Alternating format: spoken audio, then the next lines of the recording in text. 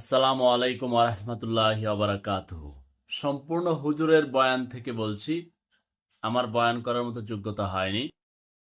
হুজুর বলেছেন, এশারের নামাজ পরবর্তী সময়ে শবে বরাতের তাৎপর্যপূর্ণ আলোচনায় তিনি বলেছেন, শবে বরাতকে কেন্দ্র করে হালুয়া রুটি কেন?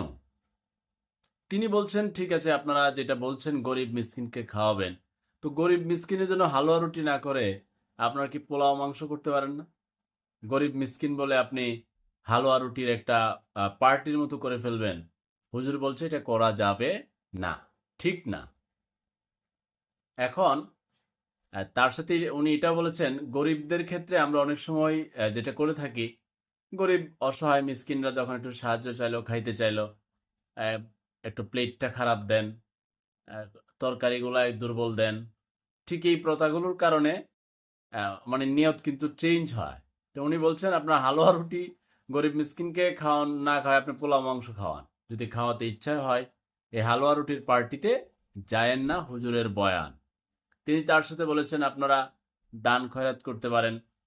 তিনি আরো একটা গুরুত্বপূর্ণ কথা বলেছেন যে আপনারা যে দল বেঁধে কবরস্থান যান জিয়ারত করতে, আপনি যাবেন গোপনে একা। আপনি দল বেঁধে কেন যান? এবং বিভিন্ন মসজিদ টু মসজিদ যুবকদের দৌড়াদৌড়ির কথাও না করেছেন। বলছে একান্ত নীরবে আপনি ইবাদত করবেন।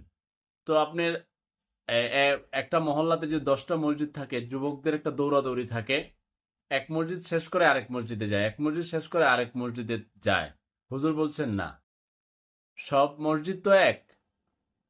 যে কোনো এক মসজিদকে কেন্দ্র করে আপনার যেখানে সুবিধা হয় সেখানে আপনি সময় সুযোগ করে, আপনার যে একেবারে পুরো রাত্র জুড়ে ইবাদত করতে হবে ব্যাপারটা এরকম না। পরিবারকেও সময় দিতে পারেন, একটু ঘুমাতে পারেন, তারপর ইবাদত করতে পারেন। অনেক হক আছে, পরিবারের হক, সন্তানের হক, বিবির হক, প্রতিবেশীর হক, মেহমানের হক, সকল কিছু করে করেও ইবাদত করা যায়। অনেকে আছে, তিনি এটা বোঝাতে চেয়েছেন হুজুরের বয়ান থেকে, যে একেবারেই সন্ধ্যা থেকে বেরিয়ে গেলেন একেবারে ফজর পর্যন্ত, কিন্তু আপনার ঘরে তো অনেক হক রয়ে গেছে, সেগুলোও করতে পারবেন, ইবাদত করতে পারবেন, একটু ঘুমাতেও পারবেন। আর হালুয়া রুটির ব্যাপারে তিনি বলেছেন যে হালুয়া রুটির পার্টির উৎসব না করে আপনারা গরিব মিসকিনকে খাওয়ানোর জন্য, দান খয়রাতের জন্য আপনারা পোলাও মাংস খাওয়াতে পারেন, দান খয়রাত করতে পারেন, রোজা রাখতে পারেন। ওনার বয়ান থেকে এটা আসছে। এখন দেখা যায় কি, আপনি সোশ্যাল মিডিয়াতে চোখ রাখলে, আমরা ক্ষুদ্র নাগরিক, এটা আমার মতামত না, হুজুরের বয়ান, আবারও বলছি, কলাজ সহবরত করাই যাবে না, লেখালেখি হচ্ছে না। তো সাধারণ যারা নিতান্তই সাধারণ মানুষ, তারা এই যে ভেদাভেদ, এত মতভেদ, এই পার্থক্য, কেউ বলছে করা যাবে, কেউ বলছে করা যাবে না, কেউ হালুয়া পার্টি, হালুয়া রুটি করা যাবে, আরেকজন করা যাবে না, এই যে মতভেদ। এবং বয়ান দেখবেন দুই পক্ষেরই দেখবেন আলেম সমাজ থেকে আসে, তাহলে আলেমদের এই মতামত ভেদাভেদ, এগুলোর একটু নিরসন দরকার নয় কি? এক না হলে সাধারণ মানুষ তো, নিতান্ত সাধারণ মুসলমানরা বিভ্রান্ত হয়, কিংবা কোনটা মানবে কোনটা মানবে না, কোনটা করবে কোনটা করবে না, একটা দ্বিধাদ্বন্দ্বে পড়ে যায়।